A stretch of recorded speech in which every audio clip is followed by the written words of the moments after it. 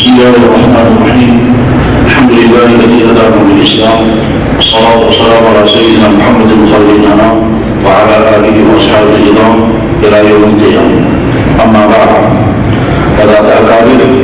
اور پورے ملک کے کونے کونے سے تشریف لانے والے حضرات ارباب مدارس، حضرت اقدس حضرت مولانا مفتی القاسم تعالیٰ برکاتہ محترم العلوم دیوبند اور شیخ الحدیث العلوم دیوبند کے وقتی ترین شعبۂ صدارت، اور حضرت استاد مکرم حضرت مولانا سید محمد ارشد مدنی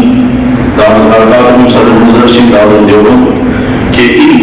قیمتی رسالات کے بعد اور یہ جو تجاویز پیش ہو رہی ہیں، یہ تجاویز ان کا ایک جملہ انتہائی جامع ہے.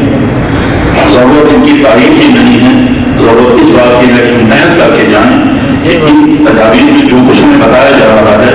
اس پر ہم بنوعان عمل کریں، اور اگر خدا نخواستہ کی کوئی کوتاہی ہوتی ہے تو مدارس کو خارجی یا داخلی سطح پر جو بھی مشکلات ہیں ان مشکلات کا ایک بڑا سبب خود ہماری اپنی کوتاہی ہوگی. یاد رکھنا چاہیے وہ طرف جو اندر سے کبھی ہو باہر کے ہوائیں سے نہیں گرا پاتی، لیکن جب درخت اندر سے سوکھنے لگتا ہے تو باہر کی تیز و دھند